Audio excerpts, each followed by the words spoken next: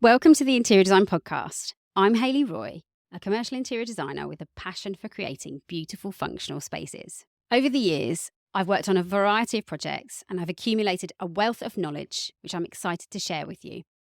I started this podcast because I believe in the power of interior design. So much of what we need to know as designers, you won't learn in a classroom. Whether you're an aspiring designer, tackling your home project, or a seasoned pro, this podcast is for you. Season 2 is here, and I couldn't be more thrilled to kick things off with some fresh energy and exciting changes. This season, I'm joined by not one, but two incredible co-hosts, Hannah Denny and Scarlett Mallet. Together, we're diving deeper into the world of design to bring you more perspectives, lively debates, and all the tips and tricks you need to thrive. We're here to offer practical advice, discuss the latest trends, and give you unfiltered, real-world insights. Expect honest conversations, a bit of humour, and maybe even the occasional strong opinion and language. Remember, if it's not fun, we're not doing it. And if you're a sound editor looking for a fun collaboration, let us know. We'd love to have you on board. Thanks for tuning in to Season 2 of the Interior Design Podcast. Welcome to the Interior Design Podcast. Dawn Scott is with me on Teams. Dawn is a senior colour designer at Aksnobel / Dulux Trade. Dawn, did you want to introduce yourself? Yeah, thank you. Thank you for having me on the podcast. I'm very happy to be here. So yeah, my job is my role is senior color designer at Dulux Trade. I have been an interior designer for a little over 20 years, and I now work as part of the commercial color services team for the Dulux Trade brand. And my role essentially is creating kind of bespoke color schemes for commercial buildings across all kind of sectors, and also working with architects and designers and kind of creative specifiers to support them with knowledge about color and product, and advice on maximizing kind of color use in commercial spaces for the benefit of kind of all users. So I've got a particular passion about designing for neurodiversity and designing inclusive spaces, so that's kind of something that kind of is always at the forefront of kind of any information and kind of guidance that I like to share with people. So yeah, got a fab job because I get to work on lots of projects with lots of different people, and I love it. Yeah, we met on Teams, didn't we, a few months ago after Yeah. the Colour of the Year, sort of talking about doing this podcast, didn't we? And we both have kids who are neurodivergent, and we're both a bit kooky as well, so it's quite Definitely. nice to be able to have such a lovely conversation with somebody without having met them. It's great. Thank you so much. No, I love it. Yeah, I think when you for me, when I meet someone who says that their child or children are neurodivergent, immediately I go, yes, Yeah, yes, yeah, me too. yes. You're in the Fellow, club. yes, exactly. Someone Yeah. someone that will understand me when I talk and go off at a tangent, or will Oh, not necessarily understand, but kind of not be concerned about that, or kind of get it, totally get it. So yeah, I love it. yeah, me too. It's cool. So today we're talking about LRVs Yeah, while we get distracted yeah, about neurodiversity. yeah, Um, so we're going to dive deep into light reflectance value, LRVs, and why it's crucial for creating functional, beautiful, and accessible spaces. Whether you're choosing paint colours, designing for neurodivergent clients, or planning lighting schemes, understanding LRV can make all the difference, and we're going to break it down today. So, yes, Dawn, I am incredibly frustrated by LRVs because I want everything to contrast, and there's too many things to contrast. And it drives me nuts a lot of the time. So I'm really excited about having you on here to talk about this, because there's a few things that I kind of like. I've got some examples which I'll share with you later. yeah, But to start with, can you explain what LRV means and how it's measured? yeah. So LRV is light reflectance values, and it's essentially the amount of light that is reflected back from a surface, and it's measured with a spectrophotometer essentially is what that is. And basically that's used, this, a spectro is used to like I say, analyze the amount of light reflected back from a surface. So the color of a surface will affect how much light is reflected back, as will the finish. So we'll come on to finishes later, but for now, let's kind of stick with that. Um, so from a actually, I'll talk about finishes just briefly. So from a paint perspective, a an eggshell finish or a matte finish or something like a satin wood, the color will be truer than something that has a gloss finish. So something that has a gloss finish, the color appears darker. Mhm. So the light reflectance, or the LRV, is measured. So we at AXO, we have two measurements. We have a non-gloss and a gloss kind of one. So we tend to work with the non-gloss figures when we're kind of put in schemes together.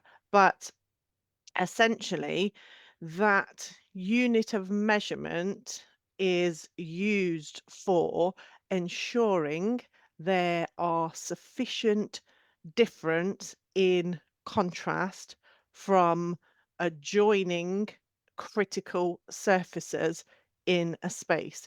So adjoining critical surfaces, those critical surfaces are things like the ceiling, the walls, the floors, the doors.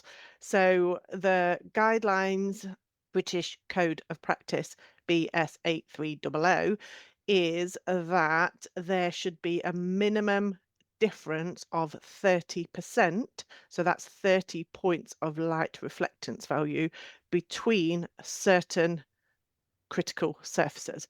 So in those guidelines, they say that the ceiling needs to be sufficiently different from the walls, so it needs to be 30 points of difference.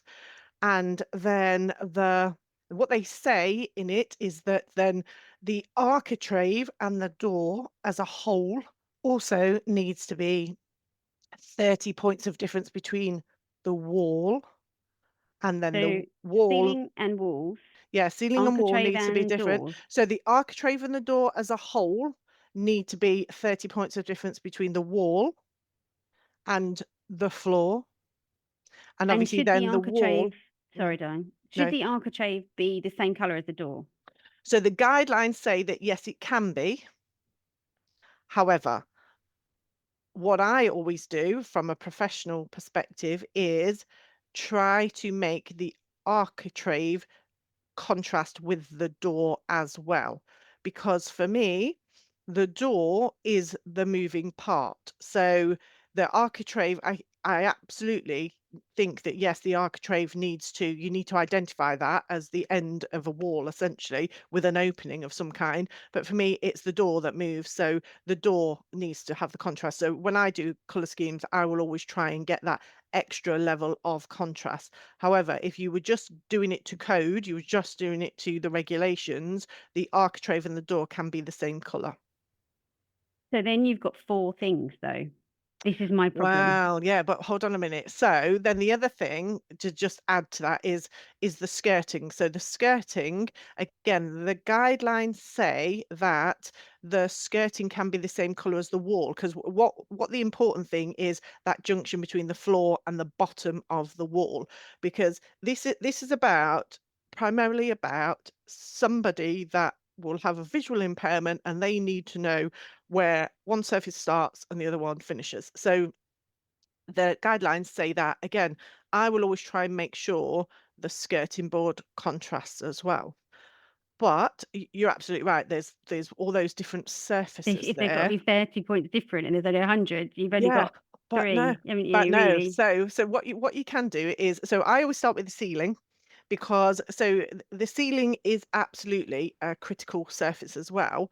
But from a navigation point of view, I would say that's where you can have a little bit of flex, because usually a person with a visual impairment will kind of look up and look at the ceiling because that's the most uncluttered surface in a space, so you kind of get to see the size of the space. So I will always start with the ceiling. So let's say we painted the ceiling pure brilliant white. Okay, so that's got a light reflectance value of 93.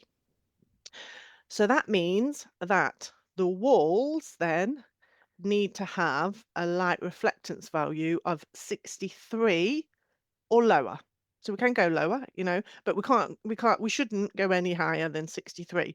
So just on that point, the guidelines do say that you can reduce it to 20 points under certain lighting conditions. Again, we don't at Dulux, we don't advocate for that. We say you should really always go for a minimum of 30, but there is that little bit of flex there.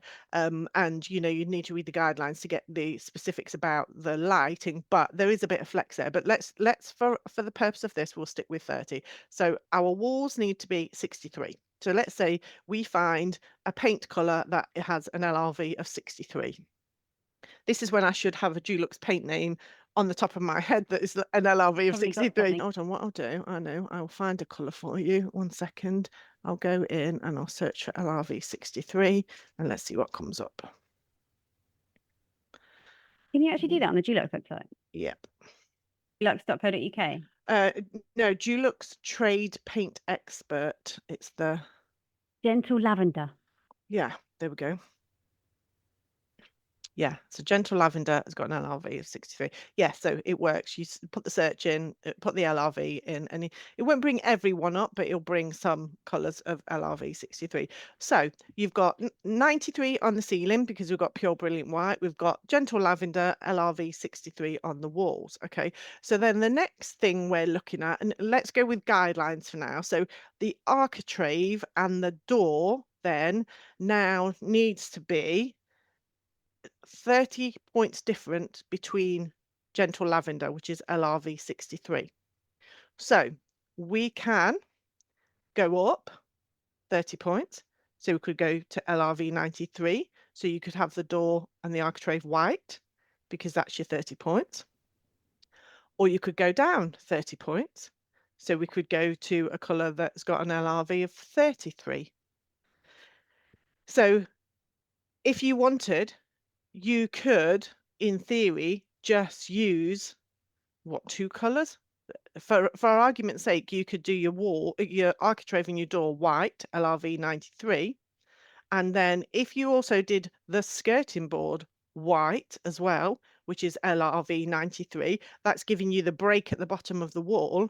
You could then have the flooring the same colour as Gentle Lavender, LRV 63, because As the between walls. each surface, yeah, because you've got the break. I'm not saying that you would, but for argument's sake of an LRV, you as long as you've Know got the that. break between the bottom of the wall and the floor, So as long as then your skirting is the 30 yeah, point different, that's yeah, a yeah, line across so that yeah, that yeah. defines that Yeah, critical surface. yeah. If it doesn't, let's say we Ah. had the wall the same colour as the skirting board, then we've got the that's an LRV of 63. So again, for the floor, we can either go up 30 points or down 30 points. So again, we could go to 33, which you would probably do with a flooring. You wouldn't really want a white surface for a flooring practically, but you'd go down then to 33. So you find a flooring that's got an LRV of 33 and you've got your differences. So I think there is sometimes we think that we've got to have all of these different colors. And as you said, if there's only 100 points, how are we going to do that? If we've got 5 or 6 different surfaces, the maths alone don't add up to that, do they? So how are we going to do that? But it's about looking at each surface one at a time and going, right, what is next to that? Where do we have to go? And like I said to you, with the wall, if the LRV is 63, then the next surface you're looking at, you can either go up or down. It doesn't have to be, you don't have to try and fit that into one space. So if you had a white wall and you wanted a white ceiling, Yeah. you would have a line, or Yeah. like at coving, for Yeah. example, Yeah. or you Yeah. could just paint a line. Yeah, what, as long as you hypothetically differentiate speaking, where that is with something that has 30 points of difference. 30. So yeah, it could be a line, it could be coving, it could be, whatever. So yeah, so that's the guidelines. And again, if we were going to go over the guidelines, so if we were going to do the architrave, so let's take that example. So we've got a ceiling of 93, we've got the wall is 63. So then let's do the architrave white again. So that's 93. So then the door needs to be 63 or lower. So again, we could have the door the same color as the wall if we wanted to, because the differentiation is there with the architrave.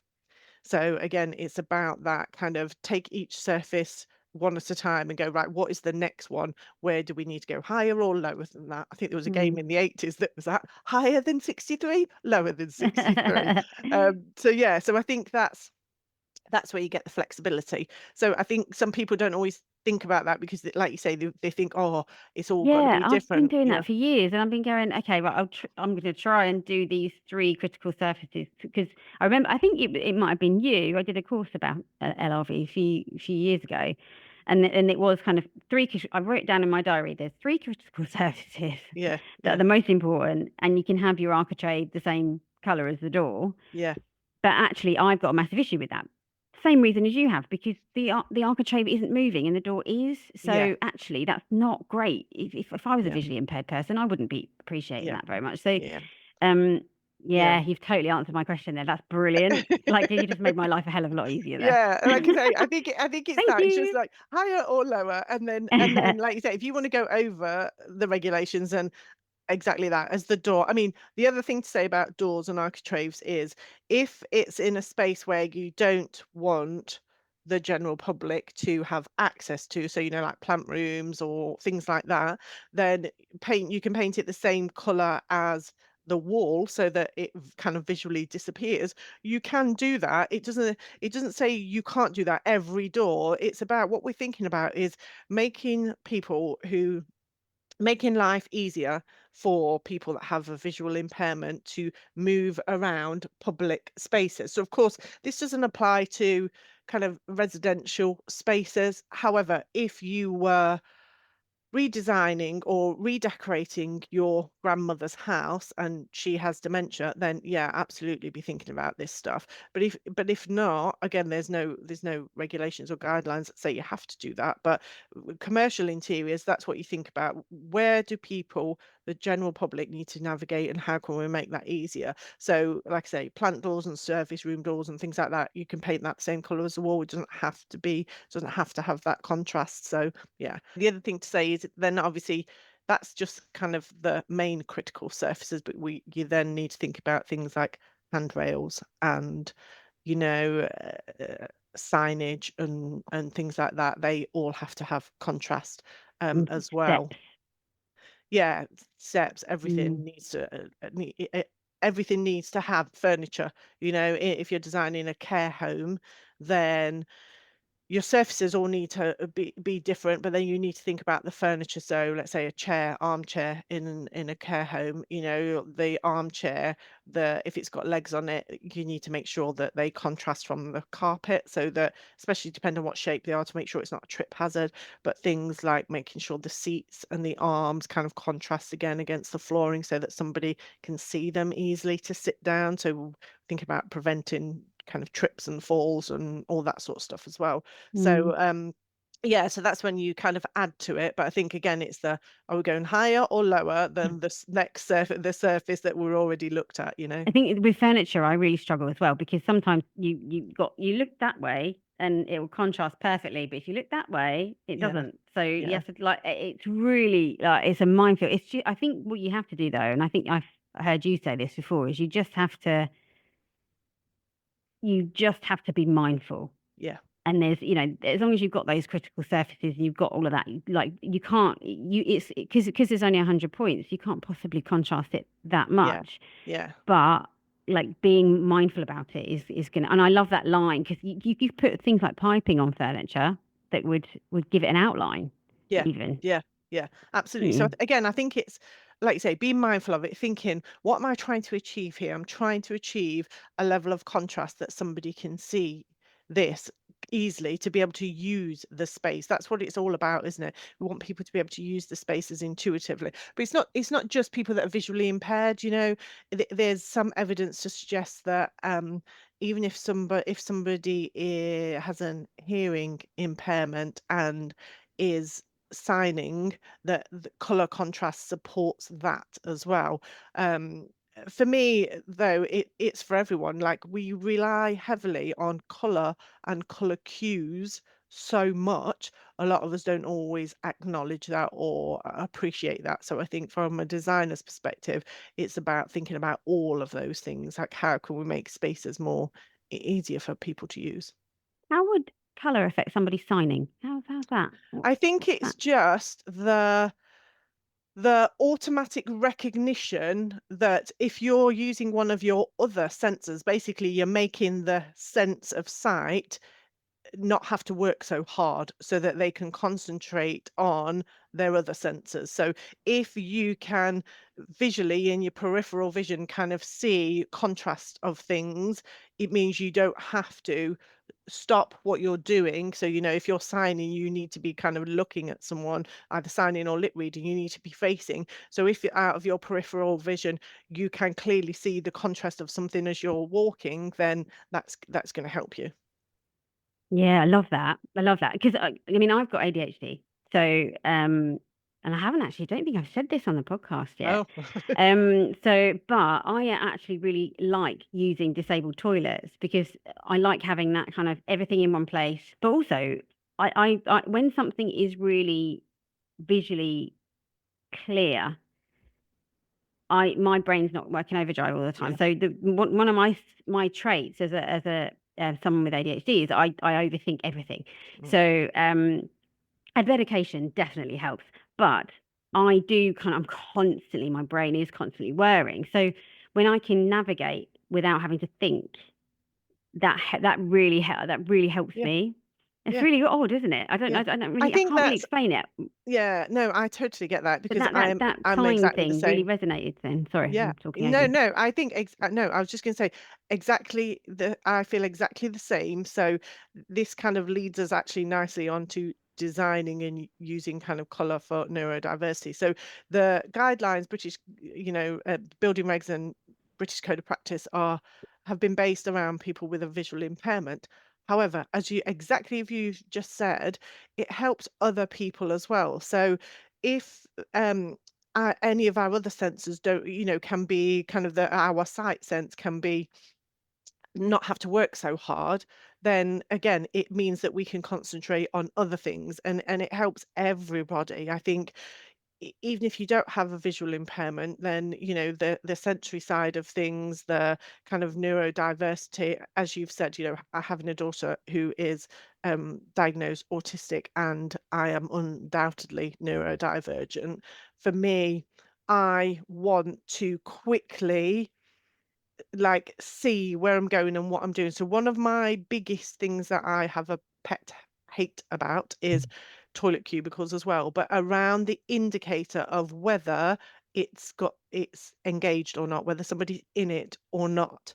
And there have been a few places I've seen where they've kind of changed the little, like either a disc or whatever it is that when you lock from the inside, it changes the outside indicator. It used to be red and green, and I know there are a whole load of other kind of concerns about that for somebody that has color vision deficiency, or color blindness as it's commonly referred to. I totally understand that, but what some have started to do is it's a white disc. Now, I don't know. So, one of the things for some people that are neurodivergent is they don't have, or they don't necessarily register the cues of bodily functions. So one is you don't always know that you need the toilet until you're absolutely desperate to the toilet. So at the point that you're running to a public toilet, any delay in having to assess whether cubicle is open or not, and yes, of course you can kind of do the pull in the door, but for me that's extra time. So for me it's like color is such a simple thing of notifying you whether a cubicle is open or not, and a white disc for me takes too long to process, even if it's milliseconds to go, it's white. What does that mean? I need to go. Is it yeah? Is it open? Is it closed? And that delay is like unnecessary for me. Unnecessarily, like let's go back to some kind of color or a color and a symbol as well. You know, let's not get distracted by going down the symbol route. But for me, color has always been a thing. Same with taps. Every place I go to in a public environment that has a tap, I want to know which is hot and which is cold. And the way we do that is traditionally blue and red. And if that's not there, you're like, wow, The how hotel do rooms are the worst, aren't they? oh When you're going into a gosh. shower, you're like, which way is hot? Yeah, yeah, Where's the colour? yeah, exactly. So I think color is a cue. It's a primary cue that we take, and it's subconscious a lot of the time. So don't take that away. You know, like let's kind of make sure that we're getting that. So for me, an environment, the built environment for commercial spaces is exactly that. Like yes, we're designing for people with visual impairments, but what about all of the other people that maybe have sensory differences, or you don't want to be overloaded, or like you say are neurodivergent, and our brain has so many other sensory things to deal with in those spaces. Let's make what we can easier, take the pressure off a little bit. So yeah, absolutely, for me, key, and one of the things I'm absolutely passionate about. Yeah, I often will post things about We need to spaces. do a podcast on neurodivergent Yeah, interior definitely. design, because I Yeah, think that would be huge. yeah, Well, I would absolutely. love that. And we've got the HRC coming up. We've just designed a stage and Wow. all around neurodiversity. Uh, It's March the 17th to the 19th, I know, the right away. HRC show. And When we're I going to do it on the stage. See the stage. It's going to look amazing. I'll put this on the podcast as well. You see that? uh, oh yes. Wow. So the That's idea, lovely. we originally designed this stage for not quite the same, but slightly different. But the idea of neurodiverse interior design Yeah. for the independent hotel show, and we went in for a competition basically to design the stage, and we went up against a few other designers, and we didn't win it. And the person who won did a tree house, which was amazing. And I was like, yeah, Wow. okay. Yeah. Yeah. But yeah, so we've used the same idea for the HRC, because we do the HRC every year. We Yeah. work with them in partnership, and we've used this as a neurodiverse interior design Nice. Yes. theory. Nice. But yeah, so yeah, it's just very calm. Yeah. The idea is it's calm, and I'm just looking at the critical surfaces on here now and going, well, I don't know if I've checked that. I'm pretty sure we have, I'm like, but I'm going to double check it before we go, because that's not going to be good, is it? I think we have. But yeah, so yeah. but just kind of making it, and sort of there's the chairs that we're using are quite funky and cool, so they're a bit ADHD, but mainly it's supposed to be a calm space Yeah. Yeah. for It's everyone to nice. Yeah. breathe. So yeah, Nice. it's going to be good. Yeah. We're not quite finished this. This gold is going to change colour, because Is we're that not quite happy with that. But I am going to check the critical surfaces and make sure they're very 30 points. more so? Do you know what though? I think it's from that it's the where the stage stops, and so when we talk about critical Depth. surfaces, yeah, it's that, isn't it? It's those things. It's like where are people going to be navigating, around it, and is that kind of is that going to be can they see the difference basically between those things? But Mm, then also, is this the stage is not necessarily for the general public either, although it's a public space. So yeah, you need to make sure the end one so yeah, that it's not a trip hazard. But yeah. yeah, anything else. But yeah, no, it looks lovely. But yeah, no. If we were to do the podcast, we would sit here, Yeah, and nice. just chat. Me and Cheryl did it last year. It was really good. Ah, nice. But yeah. Yeah, it's So lovely. if you're up for that, Yeah, like I probably say, it's yeah, I'll have a probably look not at the end day, but I haven't been given a date yet, so it'll be 17th, okay. 18th, or 19th at the moment. So Is your like office or wherever you are, is it near to your home? Is it like right next to you? Is it in the grounds of like where your not house at is? my Or house. no, okay, No, no. no. So my son goes to school in a little village called Alford, which is Mm, where the studio is. We used to be in Elmsted Market, which is right near my house. right. which is about 5 minutes down the road anyway. Yeah. But my dad has got a site in Alsford, where he's got lots of warehouses, and we used to have a warehouse here Oh, before, mm, but we never had an office. yeah. And somebody built an office in the warehouse, in a warehouse on his site, and then yeah. moved. Oh, He phoned me and he's like, "I've got a warehouse with an office in it." I'm like, yeah. Yeah. Perfect. Oh, So that's yeah, good so we're then. here, but we've only been here a little while, and hence why we're decorating the office, because the people who were in here before had decorated the office. It's like this muddy grey colour. It's like this colour here, Mm, and it's all right. It's like the most decorated place in the whole warehouse. So it's yeah. kind Yeah. of been shelved for 6 months because it's not really Yeah. necessary. But actually, it's driving me nuts. Like the colour is Yeah. like making me feel really gloomy. Yeah. Yeah. So I'm literally just spending every half an hour that I've got spare, I'm just like going, I'll just do that bit. Yeah. Just doing a So bit it's at a probably, you can time. probably Yeah. see, like I've got like half done that wall there. I've Uh, like gone over the edge. go in the But edges. Yeah. for me, I'm so sensitive to colour, Yeah. Me and I too. thought it was the lighting to start with, and Mm. I started painting it because I was like, oh, I need to change the lights, need to change Yeah. the colour. So I started painting the colour, and I'm like, actually, it's not that bad in here now Yeah. because the You colour's need to change it. Yeah. yeah. So I'm going white, and I'm going to try and Mm, figure out what to do after that. But I yeah. think the walls will probably stay white with a splash of Yeah. colour. Are you sensitive to light as well? I am. I'm very Mm. sensitive to kind of light and, like you say, color. So my wall, you kind of can't see it here. I don't know if it will let me shake off the background so you can see my wall. Adjust background. Let's see if it will let me. I'll take it off 2 seconds and then we'll record. Can you see that color Ooh, that's there? lovely. So I've put that on because my this room is north facing. I've got incredible views out there, but because it's north facing, it is quite grey. And so I needed a colour that when I come in here, I need to be awake to be working and not kind of, So yeah, it's called Caribbean Dawn 1. Oh, Honestly, it's so lovely. bright. But the sun has faded it a bit. I need to give it another coat because the sun, although the sun doesn't come around here till later, it's quite strong because we're quite yeah, I'm quite high up and I don't have anything in front of me at my level. Everything's lower down because we're like at the top of the hill.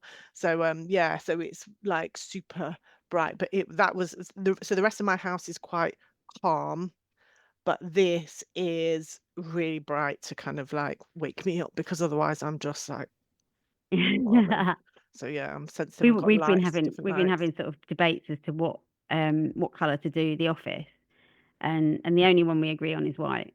So we've gone China white, Yeah. Dulux Heritage China white, and we Nice. were looking at a sort of more yellowy white, but Yeah. it's just still too gloomy, Yeah. and we haven't got any natural light in here. Right. So So because we're yeah, you inside an gotta. office, inside a Yeah. warehouse, Yeah. we have got 2 windows that go into the library. The library in effect is in the warehouse. Yeah. But so I'm going to end up incorporating that into the office. We're going to Yeah. insulate that all up and make it so it's fine. Nice. But then there's 2 skylights out there. Right. So, Yeah. but Yeah. yeah, Yes. the library is huge in here, Yeah. which is lovely because our old Yeah. library was tiny, Mm. and we would have to be really sort of stringent about what Yeah. samples we took in and what we didn't, and we have to clear it out all the time because You we haven't didn't got have the the space. space. But Yeah. now Yeah. we're kind of like, oh man, my library is like Oh, my amazing. heaven. Oh, heaven. We've got That like is all good. boxes with colour written on it. So we've got a Oh, box of blue. So everything that we love yeah. that goes on a mood board that we can reuse, Mm. we would put into those boxes. So we Wow. we don't reuse a lot, but like all the neutral things, like all the Yeah. staple things, Yeah. we wouldn't use something loud more than Yeah. once or Yeah. twice. Yeah. On different projects. But yeah, so anything staples, brown leather and things Yeah. like that, we keep in Just the reuse. boxes Oh, amazing. and reuse it. So we want to recycle stuff, and we don't want to Yeah. chuck things away unless they're out of date. We want to be able Yeah. to keep the library and Yeah. What do um suppliers do now about like taking books back when do they we take them to schools. oh do you? Yeah. Yeah, I've had 3 now. I've got a box out there actually waiting to Wow. go, but we've had 3 suppliers recently come in and go, they're out of date, they're out of date. And I've said to them, can you take them back and recycle them? And they said, no, you can recycle them, but we don't use them again. So yeah, so what we do is we take them to the school.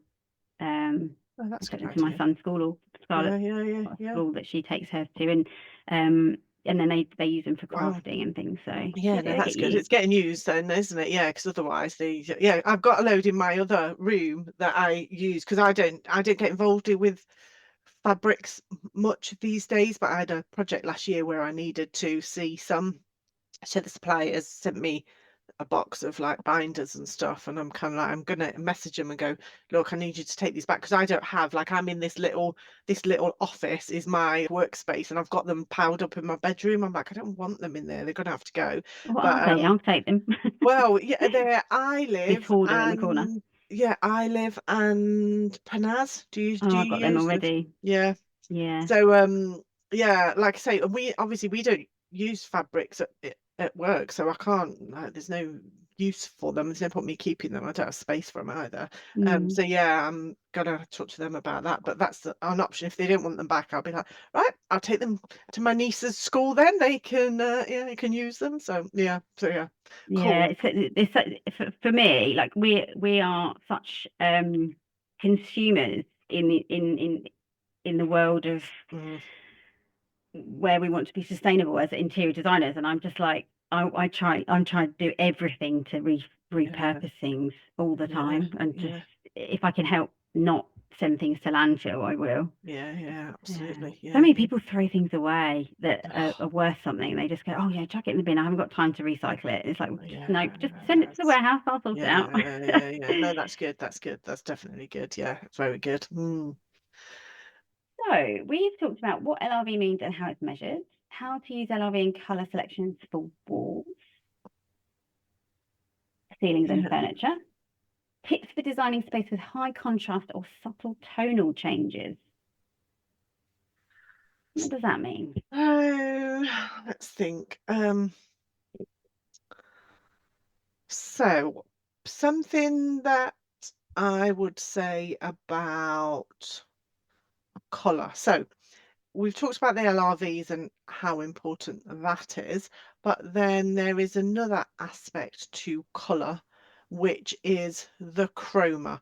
So other manufacturers have this, but from a Dulux perspective, our trade colours in the fan deck, the big fan deck, 2,200 colours, the notation is made up of 3 parts, and it's the same way that we see colour. So the first part is around the hue. So that's the colour family. So that's whether it's red, orange, yellow, green, or blue.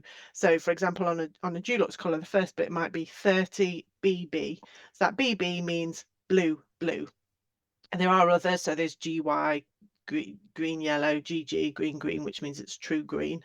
So that's the first part. And then the second part of the colour notation is the LRV. So we've talked about that. That'll be, and that goes from 0 to 99.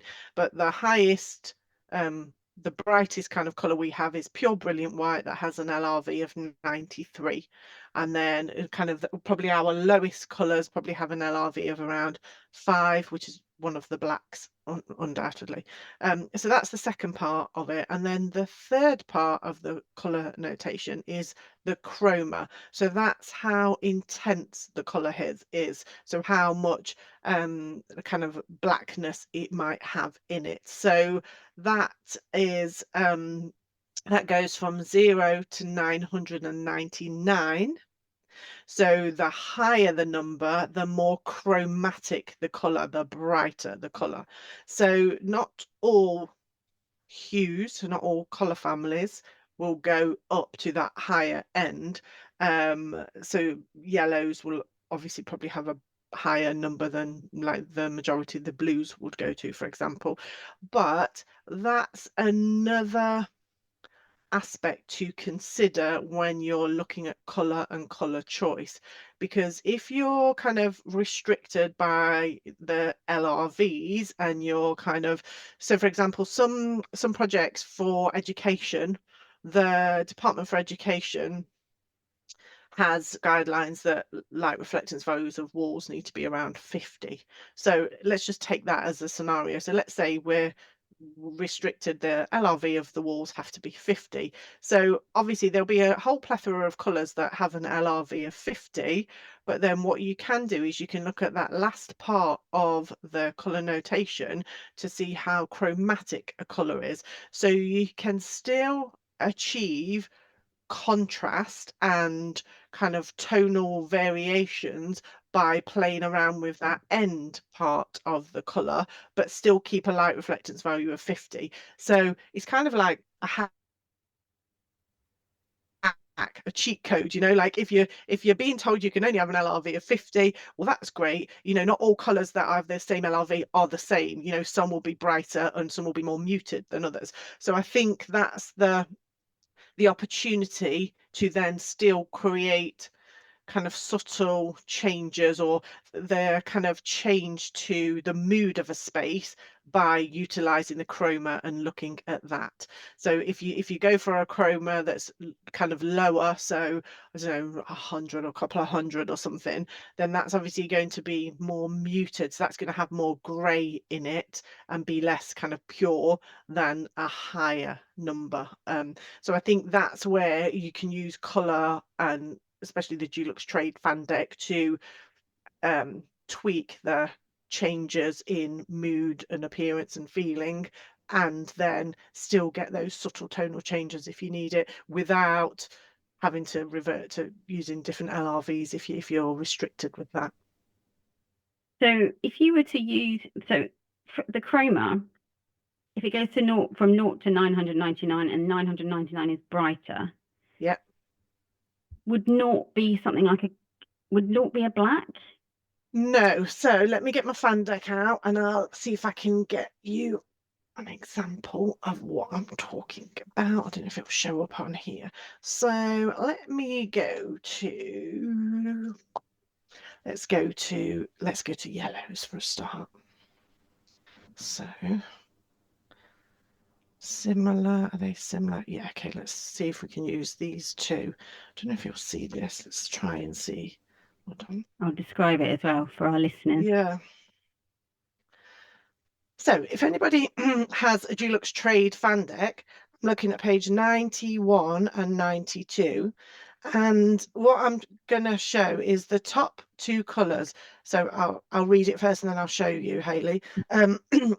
So the top one has, and they're not exactly the same LRV, but has an LRV of 89, and the page behind has an LRV of 83. So not dissimilar, but the first one has an chroma of 88, and the second one has a chroma of 223.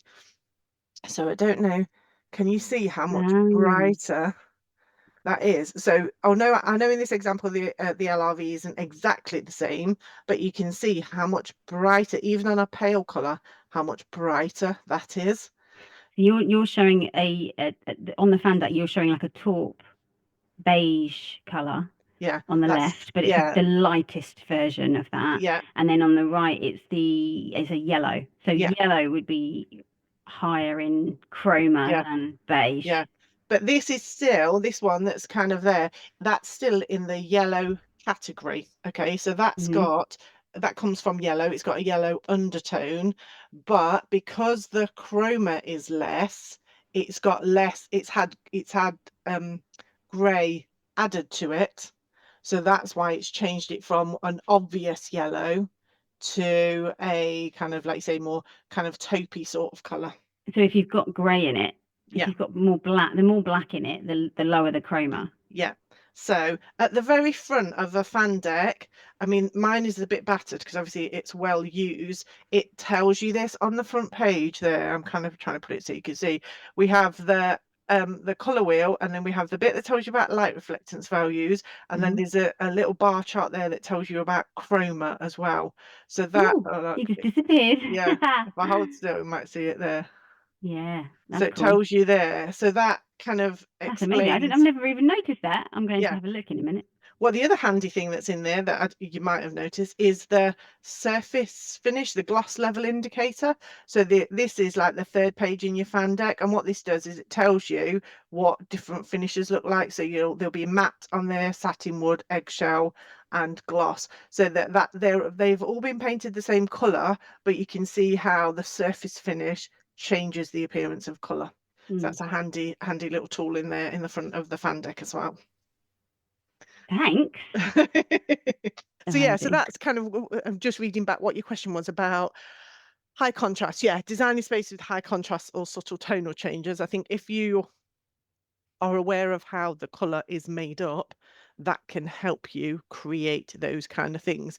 Obviously, if you're designing spaces for people that are neurodivergent, then the guidelines around that is to avoid high contrasting spaces or anything that is too jarring or has too much contrast, and it's about making things more subtle and kind of easier and more comfortable. That's not to say, and I always like to add a bit of a, not a disclaimer, but a caveat to it, that if you're designing spaces for people that are neurodivergent, if you are able to talk to the end users about the space and what they want from it, then you should always do it, because when we talk broadly about designing spaces for people that are neurodivergent or neurodegenerative, of course, there's always an exception to the rule. There will be. So the guidelines is avoid things like high contrasting, high chroma colors like reds, oranges, and yellows. But as I've just demonstrated, there are different chromatic versions of yellow. So, and of course, the same with red and orange. But there will be some people who are neurodivergent who really love red or really love those kind of bright, bold, kind of spaces. So I think we should, if it's a space where you can't talk to the user, it's a general public space, then let's design spaces for um so that the majority of people can feel comfortable in those spaces, which is different to designing for the majority. From a neurological profile, there is neurotypical, which is the majority, and then we have neurodegenerative, which are people that have like dementia or Parkinson's, and then obviously neurodivergent, which is ADHD, autism, Tourette's, dyslexia, etc. So we're not designing for the majority, but we're designing to make the majority of that combined neurodiverse population comfortable. So, that's when we should think about contrast carefully and think about tonal changes and things like that. But if you can, it's always good to consult with the users, and also if you can offer the flexibility of spaces. So, like I say, some people are drawn to more brighter colours, but others are drawn to more subtle colours.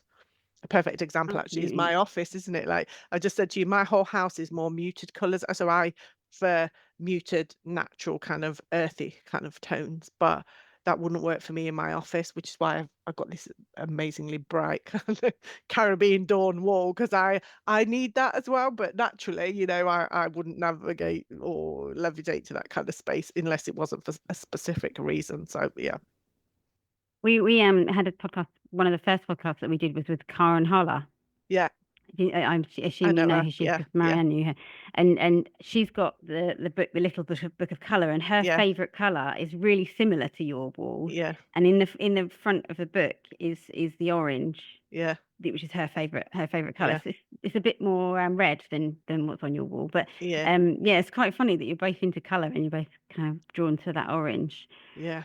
I think it's Um, personality as well. I think people have kind of like personality colors. So if somebody asked me what's my favorite color, it would be like a coral color. And when I was a bit younger, it was orange, like a brighter orange, and it's changed slightly a bit to more of a coral thing. And I will wear some items of coral clothing in summer, but in my house, apart from here, I don't have it anywhere. So ironically, it's my favorite color, but I think when I think about it being my favorite color, it's because it gives me energy. And so I think about a favorite color for me, it's like, what do I want to kind of give me energy? But I couldn't have it anywhere else in the house. I need my house to be kind of calm, like you. My brain is always going like, Just having a little party. Yeah, it's like constantly going. So I'm kind of like, I need the rest of my space to be like calm so that I don't have that, like, don't need to add fuel to the fire of my brain that's already going. So yeah. Well, do you know where LRVs came from? Did it start off with a slant on visual impairment? Yeah, I think so. I think, gosh, it was probably way back. So there was something called Project Rainbow, which was, I feel like it was the late 80s, early 90s. And prior to that, kind of things like the guidelines in building regs and what have you, would have been about like high contrast, so red, white, black, and yellow, sort of thing. It was all about that. But Project Rainbow was a combination of basically like a focus group of different organizations. Dulux was one of the companies that participated in that. So was the RNIB, and I think maybe like uh Transport for London and a few others. So basically what they did is they looked at it more, and as part of that, it kind of, that's how we ended up with the current guidance around light reflectance values. So I don't know if light reflectance values were used in the industry before then. I suspect they were probably used for something else, maybe automotive, or the like airplane industry or something like that, maybe. I'm trying to think. I don't know what they would be useful for, but I'm sure they were used for other things. But I think that was perhaps the time when color on and surface finishes was looked at in more detail, and with kind of the experiments that were done as part of that project, it was realized that actually we could have more flexibility and design aesthetically pleasing spaces while still meeting in the contrast. So I think it was probably then. I mean, I don't know if it was anything any more than that, but that's what the latest versions of kind of building regs and BS 8300 were based upon. But just as a add-on to that is, have you heard of the document uh, Design for the Mind, PAS 6463? I think I have, because I've been reading it. Yeah, Let me so that just have a look. was What is it? PS? PAS Yeah. 6463. Because when we did the HRC design, I was reading there's a document that I think will end up in legislation, It's actually. going to be, yeah. Is that So is that's what that I was going to say, yeah. So this document was created over 2 years ago by the British Standards Institute. And again, a bit like Project Rainbow, was a collaboration between various kind of industry experts. And as a result, they created this document, which is design guidance for designing for neurodiversity. And it covers all aspects. It covers color and materials and finishes and all sorts of other things. It's really, really, really good document. And Yeah, that is the one I was looking at. I was yeah, just checking because so yeah, it's brilliant, isn't it? it's really, really, really good. I mean, there are a couple of things in there from a color perspective. I think some of the language used in there, or the terminology, is not quite what it could be, but that's probably just because I know what I know. But anyway, so BS 8300 is in the process of being updated, and it's highly likely that the information from this document now, PAS 6463, will go into the British Code of Practice BS 8300. So that means that the current guidance on light reflectance values and that will probably stay the same, but there'll be an addition to it around color and the types of color used. So yeah, that's a useful document for people to have, to read hand in hand with the current kind of legislation and guidance, because it's undoubtedly going to be incorporated into the new version of that. So yeah, it's a really good document. Yeah, no, Yeah. I when I was doing the research into the HRC, designing the sage. Yeah. I was reading that as really fascinating, and I was like, Yeah. "Oh, this has got to be like proposed legislation Yeah. the way it's been written." Yeah. Yeah. So My yeah, only thing I would say about it is around the kind of terminology around colour. So, for example, they say that more muted colours are better to use and to avoid neon. I think they use the word neon in there. And for me, I think that's a bit misleading because, well, first, two things to that. Not everybody knows what the word muted means, or some of us do, obviously, but not everybody knows that. So I think there should be more clarification around what that means. But then the use of the words like neon, I'm sure they use the word neon. For me, neon is like neon lights, really, and not many of us would use them in interiors anyway. So for me, it should have further um information around like what we just discussed about yeah, chroma chroma. and Yeah, LRV. yeah, They absolutely. should Yeah. be being very specific about Yeah, that, shouldn't they? yeah, And yeah. So this is what I mean by muted. This is what I mean by this neon. yeah, exactly. So I think that's my only little thing. So we'll kind of see what happens about that. But yeah, so it will be updated, which is only a good thing, isn't it? I think anything industry documentation and guidelines is a good thing. But Mm. as I think we touched on earlier, like I'm not often surprised by the fact that a lot of designers don't necessarily know about these things. And I think having gone on my own personal journey from domestic design into commercial design, I I understand why lots of people don't know about it because at one point I didn't know about it. Um, but I think anything we can do to kind of raise awareness of the fact of if you're designing commercial spaces, you really need to know about this stuff. And even if that's just you're designing a small boutique hotel with 4 bedrooms, the same guidelines still apply. I think the more we can do to raise awareness to designers is good. Mm. I mean, I'm not sure there will ever be any kickback. There isn't anybody from the government going around with a spectrophotometer checking if your LRVs are right. The So building control officers are though. yeah, do they check LRVs? Do Not they? all of them, but No. they do. Some of Yeah. them. Yeah. Yeah. Okay. Mm, Some of them, I assume they're checking it, or they assume because we talk about it in our design packs, yeah. they just kind of go, yeah, that's fine. They don't actually Yeah. check it, but Yeah. they know that we've considered it. Yeah. Um, Yeah. but yeah, it's building control officers, especially since last October, October 2022, Mm, have been a lot more stringent since the yeah. Building Safety Act changed Change. Yeah. and I was going to say. included principal designer role for the Yeah. designer. Yeah. So yeah, that's huge. But I was going to ask you actually, what so this podcast goes out to internationally, and Yeah. about half of our listeners are in the US. Yeah. Um, is there any law? Do you know about any laws in the US? No, I don't know. I don't know about the US. I think in other parts of the world, the regulations won't be as stringent as ours. So if you're working to UK guidelines, then you're kind of perhaps over and above what you should be. But I don't know about the US. I don't know what their any of their legislation is Hmm.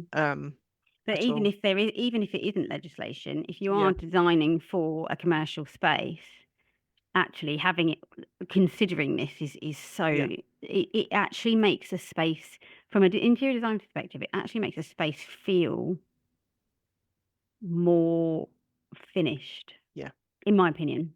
yeah, yeah, Yeah, I went to France on holiday last year, and I was walking down these steps every day in this hotel, and they didn't have any stair nosing or any like lines. Ooh, just not my microphone. They didn't have any stair nosing or lines on the stairs, and I think because when you get used to it, you're used to just navigating yeah, quite easily. yeah, And in the UK, that's what we can do, isn't it? Like yeah, we can navigate in a commercial space really yeah, well. And when you go abroad and you kind of, I feel a little bit more lost. yeah. I think, in public yes, spaces.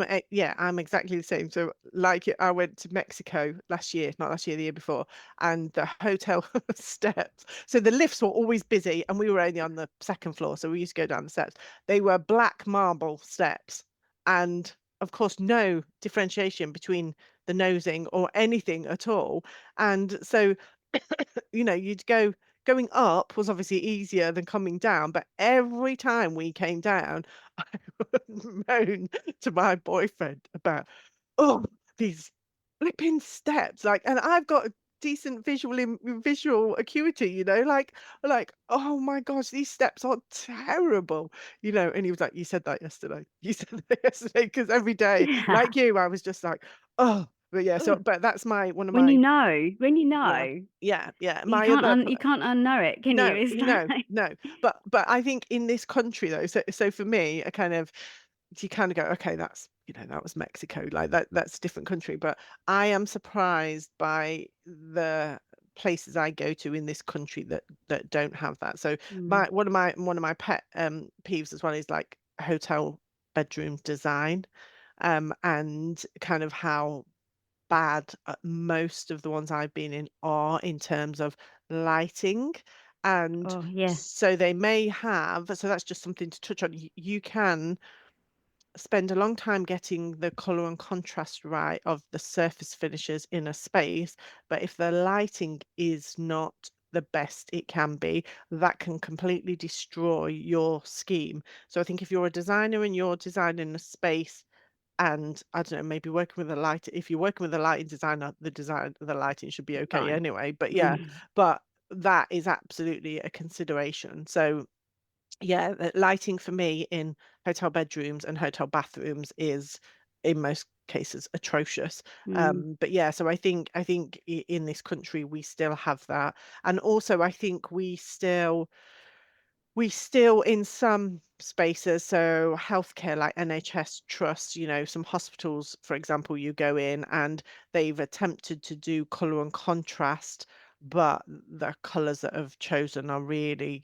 like, so you'll go and I don't know that all the skirting and architrave will be bright blue to make sure that you can see it. And yeah, absolutely, it does what it's supposed That's to a do. dementia colour, isn't it? The bright blue. Well, yeah, but again, so I think about dementia, the guidance there is, and this comes from places like Stirling University, is to use brighter, more saturated colours. So that's where you'd probably look at the chroma as well as the LRV.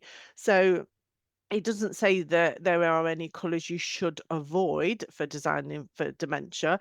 The uh, because of what happens to the lens of our eyes as we age, it makes things look more grey. So we tend to lose the blue and green aspect of the spectrum first. So it doesn't say to not use those colours, but just make them more chromatic, so make them a bit brighter. So yeah, I think blue does get used. I think probably because blue's the world's favorite color as well. But I think again, you can use the contrast and look at that and still make space look aesthetically pleasing for people, but still meet those. So yeah, so Mm. my pet thing is going around spaces, restaurants, hotels, or healthcare facilities, and looking at it and going, that's not right. That's not right. But yeah, maybe I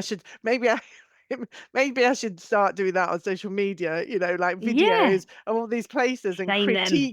critiquing them and going, what this is not so right. What you could do to improve it is X, Y, and Z. But yeah, like I say, lighting is one of my other things, like not a lighting designer at all, but just basic lighting in hotel rooms. Like, I was in one earlier in the week, and the color and contrast was okay, but the lighting was atrocious. So when you first walked in the door, there was a light right in the ceiling, like a short pendant light hanging next to the door. And then the only other light was the two bedside lamps, but then some designer light that was one of those, like, with like a rope hanging and again a small pendant, but it was hanging right in the corner in front of a bit of the curtain, really. So it wasn't, and then over the other side of the room was where the desk was. So I wanted to sit and do a bit of work, but the light was all the way over there. There was no light No that desk side of the light. room at all. No desk light, no nothing. And even in the daytime, in the morning, like I opened the curtains, but it still wasn't enough to make the space kind of lighting enough, like kind of for me to work. And you just kind of go, oh God, when I walked in at the night time, it was dark because the only light, it was like over there in the corner. And then in the daytime, it wasn't even any better. But yeah, I think if I was to set up in private practice again, I'd probably hotel hotel Be the design. hotel inspector. Yeah, honestly, I Like, would just be like, yeah, toilet. yeah, yeah, lighting in bathrooms as well. So I wear contact lenses. So again, one of my things in bathrooms is I need a decent light near the mirror so I can put my contact lenses in the morning. And again, the lights in hotel bathrooms are usually terrible as well. But anyway, Doesn't take anyway, much, does it? It's like it's really simple, and I quite often, if I'm working in hospitality industry areas, I'll over engineer the lighting because you yeah, need different light for different things. Like you say, yeah, you need a light at your desk, or you need, yeah, if you're working at your desk, or if you're going to bed, you need mm, bedside lights, and you might want a corner light, but then you might want to flood how do they clean? You need to yeah, flood the room with light to clean, yeah, so you can clean effectively, and yeah. just all of that is Yeah. Yeah. a Yeah, bit. for me as well, in the morning when you first wake up, like in a hotel room, I hate getting up. It doesn't matter where I am or what I'm doing, I'm terrible at getting up. So for me, I need as much light as possible in the morning. So exactly that. In a hotel room, I want to put light on and have it really bright so that it kind of makes me wake up. But there, it was like mood lighting again. I was just like, I switched the lighting on in the morning. I was just like, oh my God, I could quite easily fall back to Yeah. sleep because it's just nice ambient lighting. So I think that's when places like that have been designed en masse by somebody in, a studio somewhere. They don't get to go, and perhaps maybe even people that don't use hotel rooms. For me, again, it goes back to that. Talk to the users, understand the users, even if you can't talk to them. How is somebody going to be working and walking through a space and using a space? What are they going to do? What are the touch points? What do they want at that point? For me, that's what good design is all about. It's not just Mm. about making it aesthetic and how good it looks like on a CGI or on a 3D render or a mood board. For me, it's got to be about what does it actually look like, but what does it function like? Because if it doesn't function well, it could be as beautiful as you like, but it's impractical. Yeah, it's got to feel right for Yeah, me. yeah, It's all about that feeling of feeling safe and feeling yeah, looked after, and someone's being clear, yeah, about wayfinding and sort of making sure that you know where you're going. yeah, Just simple things like putting a toilet sign, making sure that everywhere you sit in that restaurant or commercial space, you can see where the toilets are, yeah, or there's a yeah, sign somewhere that you can go, oh, okay, yeah, I know where the toilets are. yeah, Yeah, that's fine.